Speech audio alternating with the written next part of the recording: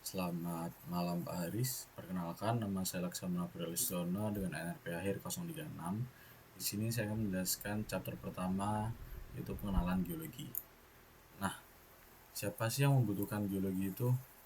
Jadi pada bab ini kita akan belajar bukan hanya ilmu tentang batuan, tapi sebenarnya ilmu yang menyentuh hampir seluruh aspek kehidupan kita sehari-hari.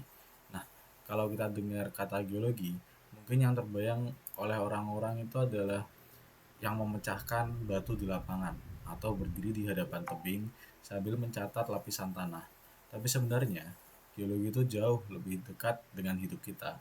Setiap pakaian kita pakai, setiap bangunan yang kita tinggali, bahkan ponsel yang kita gunakan sekarang, semuanya mungkin tidak akan ada tanpa pemahaman para geolog tentang bagaimana bumi bekerja. Mohon maaf. Nah, geologi itu menjawab pertanyaan paling dasar. Apa yang membuat bumi seperti ini? Mengapa permukaannya bisa berubah? Dari mana semua bahan yang kita gunakan berasal? Dan lebih penting lagi, geologi membantu kita hidup berdampingan dengan bumi yang dinamis, yang sewaktu-waktu bisa bergerak, meledak, atau mengalir melalui gempa, letusan, sampai juga tanah longsor. Jika kita tidak memahami bagaimana bumi bekerja, kita akan selalu berada dalam posisi dikejutkan oleh alam. Nah, tapi dengan geologi, kita bisa mengantisipasi, memetakan resiko, dan membuat keputusan yang lebih aman. Jadi ketika kita bertanya siapa yang membutuhkan geologi, jawabannya sederhana, semua orang di planet ini. Lalu eh, kalau kita melihat sebuah pensil, kita itu mungkin menganggap bahwa benda kecil itu sangat sederhana. Tapi di dalam sebuah pensil aja ada grafit, kayu, logam untuk ferulnya, dan cat pada luar pensil. Nah, semua bahan itu berasal dari proses geologi yang membutuhkan waktu jutaan tahun. Itu baru sebuah pensil, belum ponsel, komputer, kendaraan, ataupun gedung. Nah, geologi memastikan kita tahu di mana mencari mineral, logam, dan juga energi. Para geolog memetakan batuan, meneliti struktur bawah permukaan, dan mempelajari bagaimana magma, air tanah, dan tekanan di dalam bumi memusatkan sumber daya pada tempat tertentu. Tanpa pengetahuan ini, eksplorasi mineral dan energi akan seperti mencari jarum di tumpukan jerami. Nah, salah satu contoh paling besar adalah minyak bumi atau petrol. Minyak tidak tersebar merata di seluruh dunia. Ia terbentuk dari sisa-sisa organisme yang tertimbun, lalu berubah secara kimia dan terperangkap dalam lapisan batuan selama jutaan tahun. Nah, proses ini tuh rumit dan hanya bisa dipahami lewat geologi. Karena itu, negara-negara industri yang tidak punya cadangan minyak itu sering sering sekali tergantung pada impor. Begitu pula dengan logam, besi, tembaga, aluminium, timah. Semua itu bukan sesuatu yang kita buat, tapi kita temukan. Nah, setelah proses geologi bekerja dalam waktu sangat panjang, bahkan pasir dan kerikil yang dipakai untuk beton itu juga nggak muncul begitu saja. Batuan itu harus mengalami proses pelapukan, erosi, dan pengangkutan untuk menghasilkan material dalam jumlah besar. Kita mungkin tidak melihat prosesnya, tapi setiap tahun, setiap orang menggunakan ribuan kilogram material tambang. Jadi tanpa geologi, kebutuhan dasar peradaban modern dari energi hingga infrastruktur tidak akan bisa terpenuhi. Lalu ini ada contoh dari yang tadi sudah saya jelaskan, satu dari satu, yaitu sumber daya bumi untuk pensil. Nah, gambar ini tuh menunjukkan betapa banyak sumber daya alam yang kita butuhkan hanya untuk membuat satu buah pensil kayu. Ini adalah ilustrasi yang sangat bagus menurut saya tentang bagaimana kita bergantung pada sumber daya bumi. Nah, yang pertama ada grafit. Grafit itu berasal dari tambang dan digunakan sebagai isi pensil yang warna hitam. Nah, itu tuh sering disebut sebagai timah pensil, padahal itu bukan timah. Lalu ada tanah liat atau clay, yang mana itu berasal dari campuran grafit untuk menentukan kekerasan isi pensil. Lalu ada pewarna cat atau pen pigment, yang berasal dari berbagai mineral dan digunakan untuk mewarnai badan pensil. Lalu ada besi untuk atasnya, ini gagang, bukan gagang, pegangan penghapus. Itu berasal dari tambang dan juga diolah dengan mesin yang digunakan untuk membuat pensil. Lalu ada tembaga dan juga seng. Nah, ini tuh ditambang dan digabungkan menjadi kuningan atau brass yang dipakai untuk membuat verrucle atau cincin logam yang menahan penghapus. Oh, ini namanya verrucle. Lalu ada minyak bumi yang diolah menjadi bahan untuk cat dan penghapus pensil. Intinya, Gambar ini satu dari satu itu memperlihatkan bahwa produk sehari-hari sekecil pensil pun adalah hasil dari ekstraksi dan pengolahan berbagai material dari kerak bumi. Nah, setelah kita memahami bahwa geologi menyediakan apa yang kita butuhkan, ada sisi lain yang sama pentingnya. Bagaimana sih geologi menjaga lingkungan tetap aman? Nah, ketika kita menambang, mengebor, atau mengambil sumber daya alam, itu bukan tanpa resiko. Batu bara misalnya, jika diambil tanpa perhitungan, bisa meninggalkan air asam tambang yang dapat mencemari lingkungan. Nah, pengeboran minyak tanpa penilaian geologi itu juga bisa menyebabkan kebocoran yang merusak laut. Bahkan pembuangan limbah industri pun membutuhkan pemahaman struktur bawah tanah agar tidak mencemari air tanah. Nah, di sini geologi masuk sebagai penjaga keseimbangan. Para geolog itu mempelajari bagaimana batuan itu bereaksi terhadap air, udara, tekanan, dan aktivitas manusia. Mereka mulai memprediksi bagaimana suatu wilayah akan berubah jika ditambang atau bagaimana aliran air itu akan bergerak jika tanahnya diganggu. Dengan cara ini, kerusakan lingkungan bisa dicegah sejak awal, bukan ketika sudah terlambat. Nah, sumber daya bumi itu bersifat tidak terbarukan. Jika kita mengekstraksi terlalu cepat tanpa memperhatikan proses geologi, kita tidak hanya kehilangan sumber daya itu, tetapi juga merusak sistem lingkungan yang mendukung kehidupan. Nah, geologi memberi kita data dan pemahaman untuk menambang secara bijak, mengevaluasi resiko ekologis, dan juga merancang kebijakan yang mengutamakan keberlanjutan. Dengan kata lain, geologi tidak hanya membantu kita mengambil sesuatu dari bumi, tetapi geologi juga memastikan kita untuk mengembalikan atau menjaga apa yang tersisa. Lalu, ketika kita bicara tentang geologi, seringkali yang langsung muncul adalah bencana alam, seperti contoh gempa, letusan gunung, tsunami, ataupun longsor. Nah, bencana-bencana ini sebenarnya itu bukan semata-mata bencana, tetapi ekspresi normal dari bumi yang dinamis. Nah, yang membuatnya itu menjadi bencana adalah ketika manusia berada di tempat yang salah, pada waktu yang salah, tanpa pengetahuan yang cukup. Disinilah geologi itu menjadi ilmu yang bisa menyelamatkan manusia. Saya ingin mengajak kita mengingat kembali peristiwa tsunami Aceh tahun 2004. Nah, gempa megatrust di lepas pantai Sumatera itu menghasilkan tsunami yang menyebar ke hampir seluruh Samudra Hindia. Energi yang dilepaskan saat dasar laut bergeser itu luar biasa besar dan dampaknya menyebar hingga ratusan hingga ribuan kilometer. Banyak juga negara tidak tahu bahwa gelombang raksasa itu sedang menuju mereka karena tidak memahami tanda-tandanya. Nah, kontras dengan hal itu, ada kisah seorang anak di Thailand yang mengetahui bahwa ketika laut tiba-tiba surut jauh, itu sering menjadi tanda tsunami. Dia pernah mempelajari hal tersebut di kelas geografi. Dengan pengetahuan yang sederhana itu, ia menyelamatkan satu pulau penuh. Ini adalah contoh betapa satu informasi geologi bisa menyelamatkan ratusan nyawa. Nah, geologi tidak hanya membantu kita memahami mekanisme bencana, tapi juga memetakan wilayah rawan, merancang zona aman, dan mengemban sistem peringatan. Misalnya nih, para vulkanolog itu bisa membaca perubahan kecil pada gunung berapi, seperti contoh peningkatan gas, kenaikan suhu tanah, atau pembengkakan dinding kawah. Nah, kombinasi-kombinasi perubahan ini dapat menunjukkan bahwa magma itu sedang naik. Ini yang terjadi sebelum letusan Gunung Pinatubo tahun 1991. Jadi prediksi yang tepat dari para vulkanologi ini itu dapat memungkinkan evakuasi massal dan menyelamatkan puluhan ribu orang. Namun, tidak semua negara itu mengikuti peringatan dari geolog. Contohnya di Kolombia. Letusan kecil di Nevado del Ruiz pada tahun 1985 itu menyebabkan lahar besar yang menelan seluruh kota Armero. Padahal geolog sudah membuat peta bahaya sebelumnya. Sayangnya, peringatan itu tidak dianggap serius. Jadi semua itu tuh sudah menunjukkan satu hal yang penting. Bencana geologi itu sebenarnya bisa dipahami, bisa diprediksi, dan juga bisa dimitigasi. Yang kita butuhkan tuh bukan hanya ilmu, tetapi juga respon yang baik dari sekitar. Lalu, nah ini ada contohnya. Pada gambar seri 2 ini contoh dari tsunami Samudra Hindia tahun 2004, yang mana gambar ini tuh menampilkan dampak yang cukup mengerikan dari gempa bumi dan juga tsunami Samudra Hindia pada tahun 2004 yang berpusat di dekat Aceh, Indonesia.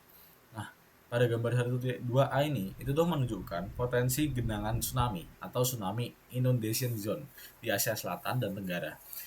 Lingkaran merah lingkaran merah ini kecil. Nah, itu tuh Samudra Hindia itu menandai epicenter gempa, dan panah biru itu menunjukkan arah pergerakan gelombang tsunami yang meluas. Bisa kita lihat di sini. Nah, lalu pada tabel ini menyajikan perkiraan total luas lahan dalam kilometer kilometer persegi yang terkena genangan tsunami potensi 3 kilometer dari pantai dan kurang dari 10 meter di atas permukaan laut di berbagai negara. Contohnya ada di Indonesia dan juga banyak negara lain. Nah, lalu ini foto ini 1.2b ini menunjukkan pantai Marina di Madras, India yang terendam tsunami. Kita bisa melihat puing-puing mobil, pohon yang terseret oleh gelombang besar. Nah, ini juga ada akibat dari tsunami-nya dan gempa. Ini menunjukkan korban selamat yang di Aceh, Indonesia. Itu mereka sedang membawa barang-barang yang mereka selamatkan dari puing-puing di area komersial yang hancur. Nah, foto ini menggambarkan tingkat kerusakan infrastruktur dan perjuangan orang-orang setelah bencana. Bisa kita lihat di sini. Nah, lalu pada ini 1.3 ini merupakan letusan Gunung Pinatubo pada 1991. Yang mana ini tuh terjadi ketika awan abu vulkanik itu sudah tampak kolom abu dan gas raksasa yang membumbung tinggi ke atmosfer. Nah, letusan ini tuh sangat kuat menghasilkan awan piroklastik dan melepaskan sejumlah besar material ke atmosfer yang bahkan mempengaruhi iklim global untuk sementara waktu. Lalu ada 1.4 yang mana ini merupakan lumpur vulkanik atau mudflow pada Armero 1985. Nah, gambar ini menunjukkan sisa-sisa kota Armero yang di Kolombia setelah bencana lumpur vulkanik pada tahun 1985 yang disebabkan oleh letusan gunung berapi Nevado del Ruiz. Kerusakannya itu mencakup sebagian besar kota dan penduduknya terkubur di bawah lumpur setebal hingga 8 meter. Hal itu terjadi ketika lumpur vulkanik ketika panas dari letusan itu mencair menjadi salju dan juga es di puncak gunung berapi yang mana menghasilkan aliran air yang bercampur dengan abu, batuan, dan juga tanah yang bergerak sangat cepat menuruni lereng. Oke, kita lanjut. Nah, selain membantu kita menghadapi bencana, geologi juga memberi kita kemampuan untuk membaca kisah yang tertulis di permukaan bumi. Ketika saya melihat gunung atau tebing batu, saya sering membayangkan bagaimana sih bentuk itu terbentuk, mengapa ada lapisan-lapisan horizontal di tebing, mengapa ada lembah berbentuk U, mengapa sebuah gunung bisa sangat tinggi dan juga bergerigi. Nah, pertanyaan-pertanyaan itu sering terjadi dan ternyata bisa dijawab hanya dengan dasar-dasar geologi. Lapisan batuan misalnya, itu adalah hasil dari proses pengendapan yang berlangsung ribuan hingga jutaan tahun. Lembahan berbentuk U itu biasanya menjadi jejak glacier karena glacier bergerak seperti amplas raksasa yang mengkikis sisi lembah. Sementara pegunungan dengan puncak yang tajam itu bisa menjadi tanda bahwa erosi baru bekerja atau baru terjadi dalam waktu yang relatif pendek dibanding usia geologinya. Nah, ketika kita memahami geologi, kita tuh seperti mendapat kacamata baru. Kacamata yang membuat kita bisa melihat bagaimana sih bumi bercerita melalui bentuk permukaannya. Contohnya, saat kita berada di pegunungan, ketika melihat tebing besar yang berlapis-lapis, kita sebenarnya sedang melihat sejarah lingkungan laut purba yang sudah lama hilang, sungai yang pernah mengalir, atau endapan abu gunung berapi yang berusia ratusan hingga ribuan tahun. Sementara semua itu tidak lagi terlihat, tetapi rekamannya ada di batu. Nah, jadi geologi itu tidak hanya membantu kita menghadapi ancaman, tetapi juga membantu kita memahami keindahan, dinamika, dan juga sejarah panjang dari planet yang kita tinggali ini. Lalu, setelah kita memahami bahaya dan juga keindahan bumi, ada satu konsep penting yang menjadi dasar dari seluruh ilmu geologi, yaitu bahwa bumi bekerja sebagai sebuah sistem. Kita sering menganggap komponen seperti udara, air, tanah, dan makhluk hidup itu sebagai bagian yang terpisah. Tetapi dalam geologi, semuanya saling terhubung. Bumi itu terdiri dari 4 lapisan utama. 4. Yang pertama atmosfer, lalu ada hidrosfer, biosfer, dan geosfer. Nah, atmosfer itu adalah selimut gas yang menyelimuti kita. Hidrosfer itu mencakup semua air dari samudra hingga embun di pagi hari. Lalu biosfer itu mencakup makhluk hidup. Dan geosfer adalah bagian padat bumi, seperti contoh batuan, mineral, sampai kerak dan mantel. Nah, keseluruhan sistem ini bekerja bersama-sama. Misalnya, tanah yang ada di kebun atau sawah itu adalah hasil dari interaksi 4 sfera tersebut. Batuan dari geosfer mengalami pelapukan oleh air dan udara, lalu dijadikan tempat tinggal oleh organisme. makhluk hidup menambahkan bahan organik ke dalam tanah, memperkaya komposisinya. Lalu tanpa biosfer, tanah itu akan menjadi gersang.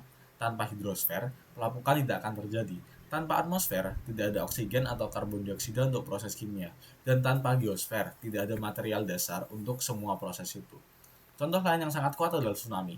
Gempa terjadi di geosfer, lalu energinya berpindah ke hidrosfer sebagai gelombang besar. Gelombang itu kemudian mempengaruhi biosfer, mempengaruhi manusia dan ekosistem pesisir. Dan atmosfer menyebarkan berita serta informasi tentang kejadian itu. Nah, ketika kita melihat bumi sebagai satu sistem besar, kita bisa memahami mengapa perubahan di satu bagian dapat mempengaruhi bagian lainnya. Misalnya nih, aktivitas manusia meningkatkan gas rumah kaca di atmosfer itu mempengaruhi suhu bumi yang kemudian mengubah pola angin, curah hujan, hingga erosi dan sedimentasi. Nah, ini tuh contoh mengapa mempelajari geologi itu tidak bisa dilepas dari memahami sfera lainnya. Bumi itu bukan kumpulan komponen yang terpisah. Bumi itu adalah satu kesatuan besar yang selalu berinteraksi. Oh iya benar. Lalu lanjut ke pandangan umum tentang geologi fisik, terutama konsep utamanya. Sebelum masuk ke bagian yang lebih teknis, saya ingin menjelaskan beberapa konsep dasar yang menjadi fondasi dari geologi fisik.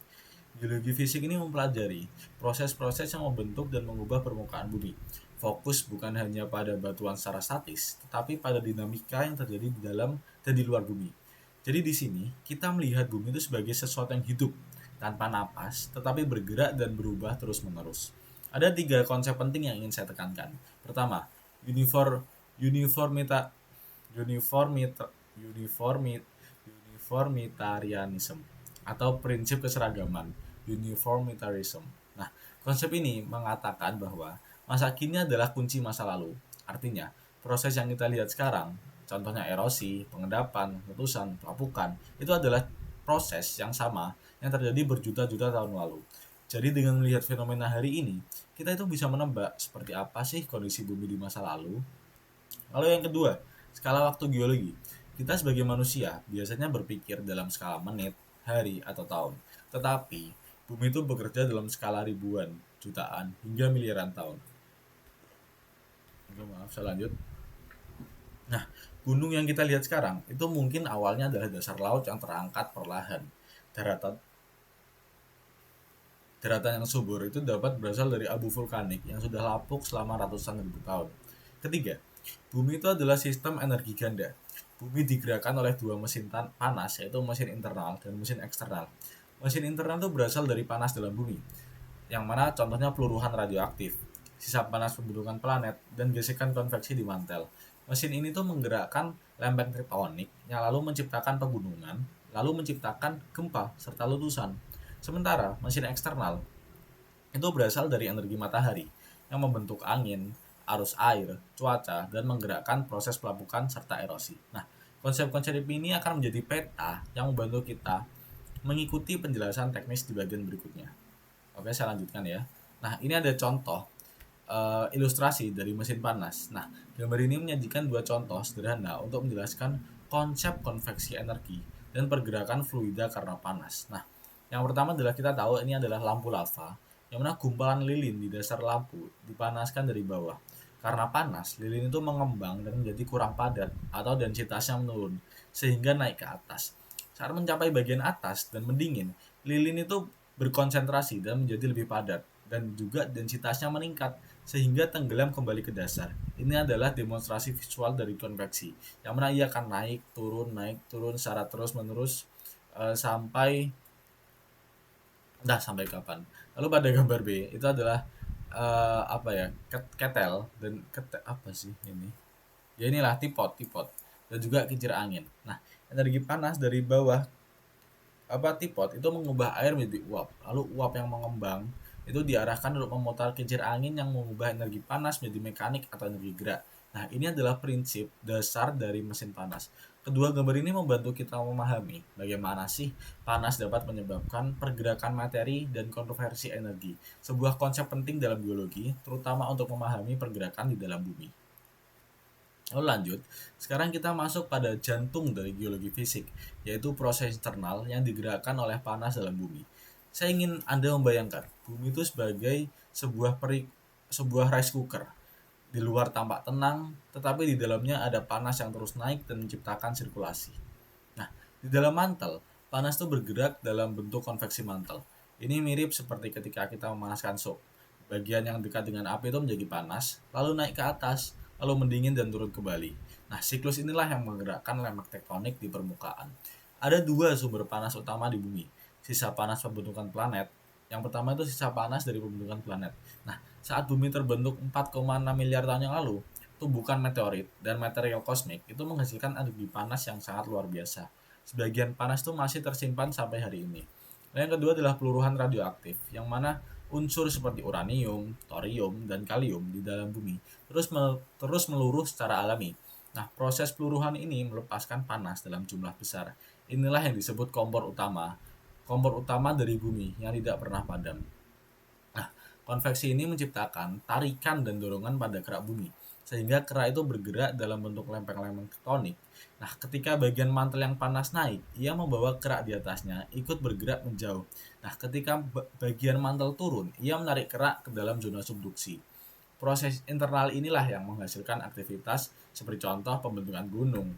Pembentukan gunung itu terjadi ketika dua lempeng itu bertemu. Mereka saling mendorong dan menghasilkan pegunungan tinggi seperti contoh Himalaya. Lalu ada kejadian seperti letusan gunung berapi yang mana itu berasal dari magma yang naik itu melalui retakan atau titik lemah di kerak lalu meledak ke permukaan. Nah, gunung api seperti Krakatau dan Merapi itu adalah hasil dari pertemuan dua lempeng itu tadi. Lalu ada contoh juga gempa bumi, yang mana gempa bumi terjadi ketika energi di sepanjang patahan itu terkunci, lalu dilepaskan secara tiba-tiba karena pergerakan lempeng. Kalau kita analogikan, proses internal bumi itu seperti tekanan dalam panci presto. Selama katupnya bekerja baik, tekanannya terkontrol, tetapi jika katupnya tersumbat, tekanan akan meningkat dan akhirnya meledak. Dalam geologi juga sama. Retakan-retakan dan patahan itu menjadi katup alami yang mengurangi tekanan, meskipun tidak selalu teratur ya. Nah, ini ada contohnya ilustrasi, yang mana ini pergerakan lilin karena densitas. Nah, gambar ini menjelaskan penjelasan dari lampu lava tadi, tapi ini lebih fokus pada prinsip dasar mengenai konveksi termal dalam wadah. Nah, pemanasan yang di bawah ini, nah lilin di bagian bawah itu menjadi di bawah wadah itu menjadi panas, lalu mengembang dan menjadi kurang padat, yang mana tadi densitasnya turun. Oleh karena itu lilin ini naik ditunjukkan oleh panah merah di atas. Nah, ini dia kan naik. Nah, lalu pendinginan yang terjadi di atas, lilin di bagian atasnya mendingin, berkonsentrasi dan menjadi lebih padat atau densitasnya lebih tinggi. Oleh karena itu, lilin ini turun dan ditunjukkan oleh ini siklus berwarna ungu, panah berwarna ungu. Nah, siklus konveksi ini proses naik dan turun ini menciptakan sel konveksi atau jalur melingkar yang mentransfer panas dari bawah ke atas. Kenapa sih ini penting? Nah, proses konveksi ini diyakini mirip dengan apa yang terjadi di dalam mantel bumi. Material panas dari mantel dalam itu naik dan material dingin dari mantel akan tenggelam, yang merupakan mekanisme utama yang mendorong pergerakan lempeng tektonik. Sebentar, slide saya masih oke lumayan. Oke, untuk memahami bagaimana panas itu bergerak, kita harus tahu bagaimana sih struktur dalam bumi itu terbentuk. Nah, saya ingin mengajak Anda untuk membayangkan tuh sebagai bumi sebagai buah mangga. Ada kulit, ada daging, dan juga ada bijinya. Dalam geologi, lapisan-lapisan itu adalah ada kerak, ada mantel, dan juga ada intinya. Nah, pertama, kerak bumi atau crust. Nah, ini tuh adalah lapisan paling luar dan paling tipis. Nah, kerak bumi itu lebarnya sekitar 30 hingga 70 km dan tersusun dari batuan granitis yang ringan. Lalu ada kerak samudra, itu dia lebih tipis, sekitar 5 sampai 10 km, tetapi lebih berat karena tersusun dari basalt. Nah, perbedaan berat jenis ini membuat kerak samudra lebih mudah masuk ke dalam mantel ketika bertabrakan. Lalu yang kedua adalah mantel. Nah, lapisan ini berada di bawah kerak dan merupakan bagian terbesar dari volume bumi. Nah, mantel ini tersusun dari batuan padat, tetapi dalam jangka waktu yang panjang, ia berperilaku seperti fluida kental, mirip seperti kaca yang mengalir sangat lambat. Nah, mantel bagian atas itu mencakup lapisan astenosfer, tempat konveksi terjadi. Sementara mantel bagian bawah itu lebih kaku, tapi tetap juga panas. Ketiga, yang paling dalam adalah inti atau core. Nah, inti bumi itu terbagi menjadi dua, yaitu outer core yang mana ia tuh cair, dan juga inti dalam atau inner core yang padat. Inti luar yang cair ini bergerak dan menciptakan medan magnet bumi melalui proses yang disebut geodinamo. Medan magnet ini penting karena melindungi kita dari radiasi matahari yang berbahaya. Tanpa adanya medan magnet ini, atmosfer kita itu bisa hilang seperti yang terjadi pada Mars. Nah, perlu diingat bahwa kita tidak bisa melihat bagaimana dalam bumi itu secara langsung. Semua pengetahuan kita berasal dari gelombang seismik, gelombang dari gempa bumi yang merambat melalui bumi dan berubah kecepatannya ketika melewati lapisan berbeda. Cara kerja gelombang seismik ini seperti dokter menggunakan USG untuk melihat organ dalam. Kita tidak melihatnya langsung, tetapi pola gelombangnya memberitahu kita apa yang ada di dalam. Nah, ini ada ilustrasi mengenai penampang lintang bumi. Nah, gambar ini menunjukkan struktur lapisan dalam bumi dengan dimensi dan ciri-ciri utama. Ini ada inti dalam atau inner core, yang mana bagian terdalam dan juga memiliki bentuk yang padat. Lalu ada inti luar atau outer core. Nah, lapisan cair atau liquid ini di sekitar inti dalam itu menghasilkan medan magnet bumi. Batasnya sekitar 2.900 dari permukaan bumi. Ada mantel. Mantel ini lapisan tebal yang berada di atas inti. Batasnya sekitar 6.370 km jari-jari bumi ya. Nah, lalu ada mantel atas atau upper mantle. Bagian atas mantel itu yang tadi ada astronosphere. Nah, ini bagian dari mantel yang relatif lunak, plastis dan dapat mengalir. Nah, tempat terjadinya konveksi itu ada di astronosphere ini. Ada kerak atau crust, yang mana dia itu lapisan terluar. Dia itu juga tipis dan juga ketebalannya berkisar antara 5 hingga 75 km. Lalu ada kerak samudra atau oceanic crust. Ini dia lebih tipis dan juga berada di bawah lautan. Lalu ada kerak benua continental crust. Ini bisa kita lihat di sini. Ini tuh lebih tebal membentuk daratan. Bisa lihat continental crust. Lalu ada litosfer yang mana itu gabungan kerak dan mantel paling atas yang bersifat kaku dan pecah. Nah, lempeng tektonik ini terdiri dari litosfer. Nah, gambar ini adalah fondasi untuk memahami tektonik lempeng karena menunjukkan lapisan yang kaku atau litosfer bergerak di atas lapisan yang lebih lunak atau astronosphere akibat dorongan konveksi di mantel. Bentar saya minum.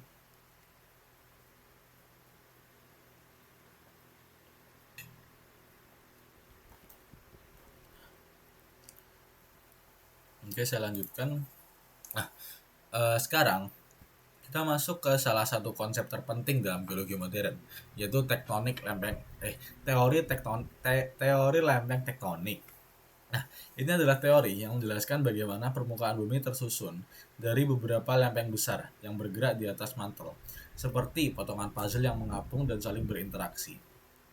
Kita tidak akan melihat pergerakan ini secara langsung karena bergeraknya ini perlahan, sekitar 2-10 cm per tahun, mirip seberapa cepat kuku kita tumbuh. Tapi meskipun pelan, konsekuensinya besar.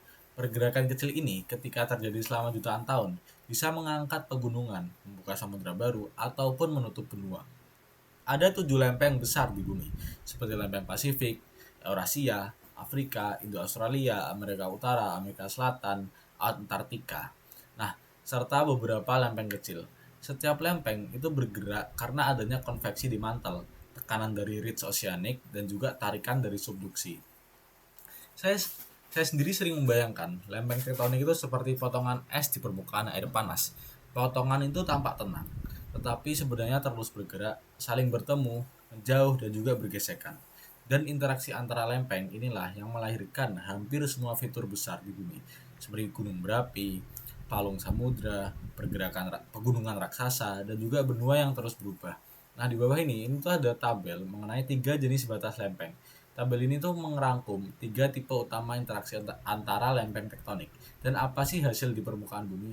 Nah, tabel ini tuh adalah kunci utama untuk menghubungkan semua konsep sebelumnya, konsep antara gempa dan tsunami, dan juga sebagian besar gunung berapi yang terjadi di dekat batas lempeng, terutama di batas konvergen dan transform yang merupakan tempat pergerakan kaku dari litosfer. Langsung saja masuk yang pertama. Ini adalah ilustrasi dari teori lempeng di bagian timur ya. Nah, gambar ini adalah peta yang menunjukkan beberapa lempeng tektonik utama di dunia, khususnya bagian timur, bagian Asia, Samudra Hindia, Afrika, dan juga Pasifik. Nah, panah-panah hitam ini itu menunjukkan arah gerakan lempeng secara umum. Garis batas lempeng itu digambarkan dengan simbol yang berbeda meski pada ilustrasi hanya ditunjukkan sebagai simbol batas transform. Ini garis-garis. Nah, India dan Himalaya. Jadi di sini Anda bisa melihat bagaimana lempeng Indian dan Australian itu bergerak ke utara dan juga bertabrakan dengan lempeng Eurasian untuk membentuk rangkaian Himalaya. Bisa kita lihat ya di sini. Lalu kita masuk ke batas divergen. Batas divergen itu adalah tempat di mana dua lempeng itu bergerak menjauh. Anda bisa membayangkan seperti roti yang mengembang di dalam oven. Ketika adonannya mengembang, bagian luarnya mulai retak dan membuka ruang baru. Nah, di batas divergen, mantel panas dari dalam bumi itu naik ke permukaan, mencair menjadi magma, dan mendorong lempeng bergerak menjauh. Nah, ketika magma naik dan membeku, ketika ketika magma naik dan membeku, terbentuk kerak samudera baru. Contoh yang paling terkenal itu adalah Mid Atlantic Ridge, yang mana itu merupakan rantai gunung api yang berada di bawah laut yang membentang dari utara hingga selatan sampai melintasi Samudra Atlantik. Nah, ridge ini memisahkan Amerika dari Afrika dan Eropa, dan kedua benua itu masih terus menjauh hingga hari ini. Lalu batas divergen juga bisa muncul di daratan seperti East African Rift, yang mana itu merupakan tempat Afrika sobek secara perlahan dan suatu hari nanti akan membentuk samudera baru. Proses divergen inilah yang dapat diartikan sebagai pabrik kerak samudera. Jadi setiap tahun lempeng baru itu terbentuk dan mendorong lempeng lama menjauh. Pola ini juga menjadi bukti kuat bahwa bumi itu selalu berubah. Oke, saya lanjutkan. Nah, ini adalah ilustrasi yang mana pembentukan batas divergen atau rift kontinental. Nah, gambar ini menjelaskan bagaimana sebuah benua atau kontinen itu bisa terbelah dan membentuk batas divergen, seperti yang terjadi pada pembentukan Samudra Atlantik. Pada ilustrasi A ini yang atas, itu benua merenggang. Jadi kerak bumi itu mengalami perpanjangan atau extension, yang mana magma panas dari mantel itu naik, meregangkan dan menipiskan kerak, lalu membentuk lembah celah atau Rift Valley di permukaan. Contohnya adalah Great Rift Valley di Afrika Timur. Lalu yang B, ini adalah terjadinya benua yang sobek. Ini peregangan tuh terus berlanjut. Jadi benua itu robek menjadi dua. Lava basal itu meletus dan membentuk kerak samudera baru. Lalu laut yang sempit itu mulai terbentuk di tengah celah seperti Laut Merah. Nah, lalu yang C ini yang bawah, itu samudera meluas. Jadi celah semakin lebar dan juga aktivitas vulkanik di punggungan tengah samudera atau mid ocean ridge itu terus menghasilkan kerak samudera baru. Samudera meluas dan sedimen dari benua itu menumpuk di tepi samudera, membentuk landas kontinen atau continental shelf, yang mana ini adalah gambaran samudera Atlantik saat ini. Kita lanjut, batas konvergen. Kalau pada divergen lempeng itu saling menjauh, maka pada konvergen lempeng itu saling mendekat dan bertabrakan. Inilah interaksi yang paling dramatis karena energi tumbukan itu sangat besar. Ada 3 jenis batas konvergen tergantung jenis lempeng yang bertemu. Saya melanjutkan pada samudera benua konvergen. Nah, di sini lempeng samudera yang lebih berat itu masuk ke bawah lempeng benua. Dalam proses yang kita sebut subduksi, bayangkan papan tipis yang didorong ke bawah meja yang lebih tebal. Nah, ketika lempeng samudera turun ke mantel, panas yang besar itu melelehkan sebagian materialnya. Magma yang terbentuk naik ke permukaan dan menciptakan rantai gunung api di sepanjang tepi bumi. Contohnya adalah cincin api Pasifik dan gunung-gunung api di Indonesia. Pulau-pulau vulkanik kita yang berada di Jawa, Sumatera, Sulawesi itu adalah hasil dari tumbukan antara lempeng Indo-Australia dengan Eurasia. Nah, subduksi ini juga menghasilkan gempa besar karena tekanan antara lempeng itu sangat tinggi. Gempa-gempa megatrust di Indonesia itu terjadi karena proses ini, yaitu proses konvergen antara samudera dan benua. Kita lanjutkan. Ini ilustrasi dari konvergen samudera benua. Nah, ini terjadi ketika kerak samudera yang lebih padat dan juga memiliki densitas lebih tinggi itu bertemu dengan kerak benua yang memiliki densitas lebih ringan. Nah, subduksi yaitu berarti kerak samudera akan menekuk ke bawah atau disebut dengan subduct di bawah kerak benua, membentuk zona subduksi. Lalu ada palung atau trench. Ini terbentuk di tempat kerak samudera mulai menekuk. Lalu ada magma dan gunung berapi Nah, itu terjadi saat lempeng samudra turun, yaitu membawa air. Air ini menyebabkan batuan mantel di atasnya meleleh sebagai partial melting, lalu menciptakan magma. Lalu magma ini naik, menembus kerak benua, dan membentuk pegunungan dengan deretan gunung berapi. Contohnya adalah pegunungan Andes di Amerika Selatan. Gempa juga dapat terjadi. Gempa terjadi karena adanya pergerakan dan gesekan di zona subduksi, yang mana menyebabkan gempa bumi yang dalam. Lalu, jika dua lempeng samudra bertemu, salah satunya akan tersubduksi. Prosesnya mirip seperti pakaian yang terlipat ke bawah pakaian lainnya. Nah, hasilnya itu adalah busur pulau vulkanik atau island arc. Contoh klasiknya itu ada di Jepang dan Filipina. Gunung-gunung api yang membentuk pulau-pulau ini berdiri dari dasar laut, terbentuk oleh magma yang naik karena subduksi. Nah, ini adalah contoh ilustrasi dari konvergensi samudra-samudra, yang mana ini terjadi ketika dua kerak samudra bertumbukan. Salah satu lempeng yang umumnya sedikit lebih tua atau dingin, jadi lebih padat, akan tersubduksi di bawah lempeng yang lain. Nah, busur pulau vulkanik atau volcanic island arc itu prosesnya mirip dengan gambar-gambar ini yang samudra benua. Nah, lempeng yang tersubduksi itu menghasilkan magma. Magma naik ke permukaan melalui lempeng samudra. Lempeng samudra di atasnya membentuk serangkaian gunung berapi di bawah laut yang akhirnya muncul di permukaan sebagai busur pulau vulkanik. Contohnya adalah Kepulauan Mariana atau Kepulauan Aleutian. Nah, palung dan Acerinotery wedge atau palung terbentuk di depan busur pulau, dan sedimen yang terkeruk dari lempeng yang turun menumpuk membentuk baji akresi. Nah, cekungan belakang busur atau back arc basin itu merupakan wilayah di belakang busur pulau. Ini bisa kita lihat gambar-gambarnya di sini. Nah, lalu kita lanjutkan. Ketika dua lempeng benua bertabrakan, tidak ada yang bisa tenggelam karena keduanya sama-sama ringan. Maka, yang terjadi adalah gaya dorong luar biasa yang membentuk batuan terlipat dan terangkat ke atas seperti kertas yang didorong dari dua sisi. Contoh paling spektakuler itu adalah pembentukan pegunungan Himalaya dari tumbukan India dan Eurasia. Proses ini masih berlangsung sehingga Himalaya terus tumbuh beberapa milimeter per tahunnya. Nah, di batas konvergen benua, kita jarang menemukan gunung api, tetapi gempa besar sering terjadi di daerah situ. Nah, ini contohnya, ilustrasinya. Nah, gambaran ini menjelaskan tahap akhir dari konvergensi, yaitu ketika dua benua bertumbukan setelah samudra di antara mereka habis tersubduksi. Pada gambar A, nah ini merupakan konvergensi samudra benua awal. Tahap ini menunjukkan samudra mulai menyempit atau terjadi ocean become narrower dan subduksi terjadi. Mirip pada konvergensi samudra benua pada gambar 1-10. Nah, ini adalah awal dari penutupan laut di antara dua benua. Lalu ada tabrakan benua-benua, ini ilustrasi B, yang mana setelah kerak samudra habis, kedua kerak benua misalnya India dan Asia ini akan bertabrakan karena kedua benua itu relatif ringan atau memiliki densitas yang kecil. Nah, keduanya tidak tersubduksi secara penuh, sebaliknya mereka itu tertekan, melipat, dan menebal secara otomatis. Nah, hasilnya terbentuklah rangkaian pegunungan lipatan muda yang sangat tinggi seperti pegunungan Himalaya dan dataran tinggi Tibet. Nah, batas tabrakan ini disebut sebagai zona jahitan atau suture zone. Lalu pada gambar C, ini merupakan sejarah pergerakan India.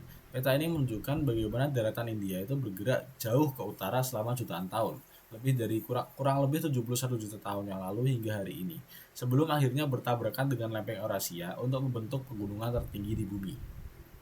Lalu yang terakhir adalah batas transform. Nah, jenis batas terakhir itu transform, di mana dua lempeng itu saling bergeser horizontal.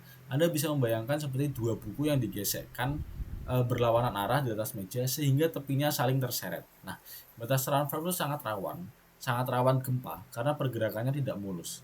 Gesekan itu membuat pergerakan terhenti lalu melepaskan energi tiba-tiba. Contoh paling terkenal adalah San Andreas yang ada di California. Tidak ada gunung api di batas transform karena tidak ada kerak yang dihancurkan atau diciptakan, tetapi energinya cukup untuk menciptakan gempa yang cukup besar.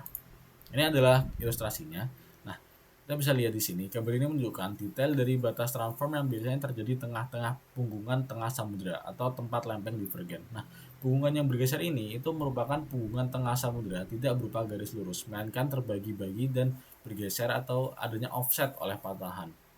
Ada juga sesar transform.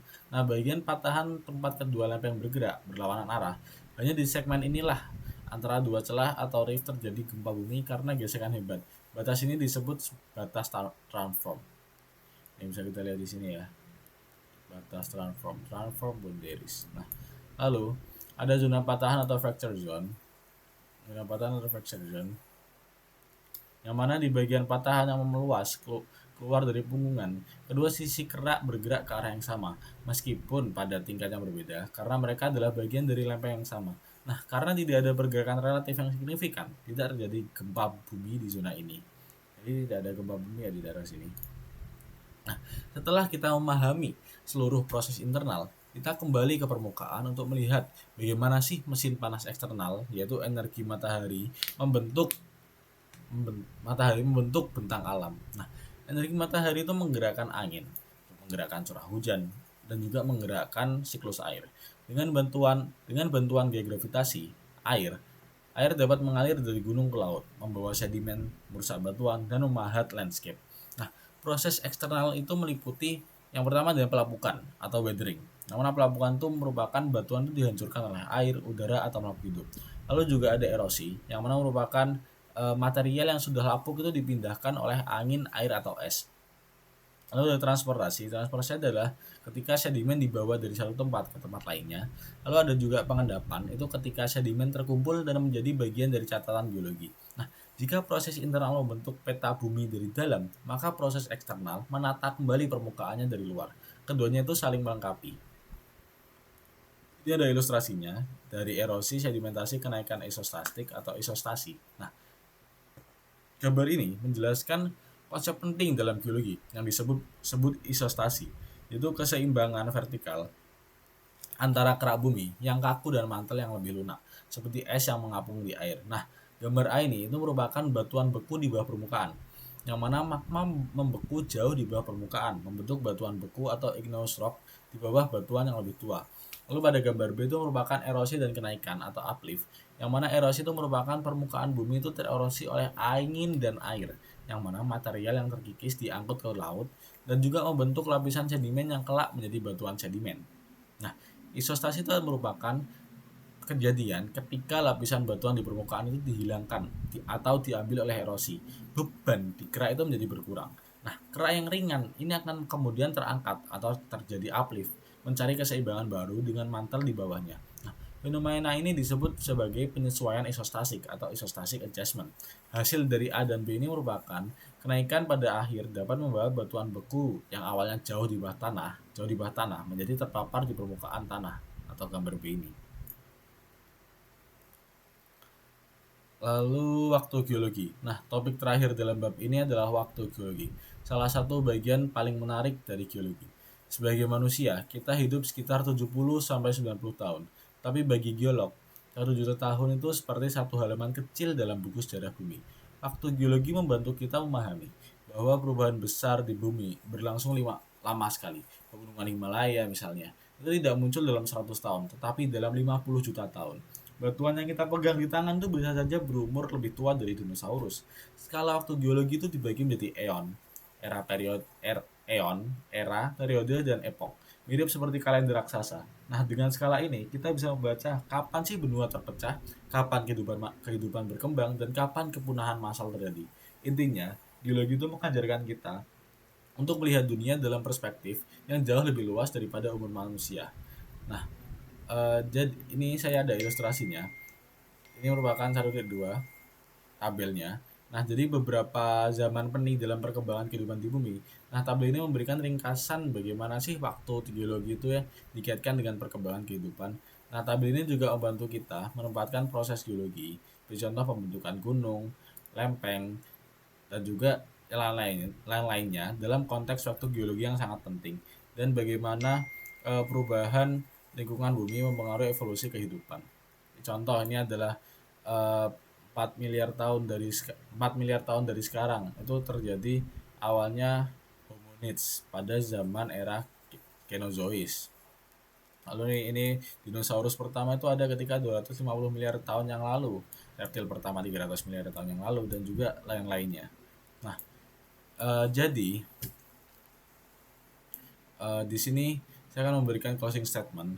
Jadi sampai di sini kita sudah menyelesaikan perjalanan panjang melalui bab 1 geologi fisik. Kita sudah melihat bagaimana sih geologi membantu menyediakan sumber daya, melindungi lingkungan, memahami bencana, membaca sejarah, dan juga menjelaskan bagaimana permukaan planet kita dibentuk oleh dua mesin panas internal dan juga eksternal. Yang ingin saya sampaikan bahwa selesai dari bab 1 ini, kita tahu bahwa bumi bukan benda mati, yaitu bergerak, berubah, dan juga berinteraksi. Setiap batu, gunung, dan pantai itu punya cerita jutaan tahun yang bisa kita baca kalau kita memahami dasar-dasarnya. Semoga penjelasan ini membantu kita mengenal bumi dengan cara yang lebih dalam dan membuat kita menghargai betapa kompleksnya planet yang kita tempati ini. Terima kasih dan wassalamualaikum warahmatullahi wabarakatuh.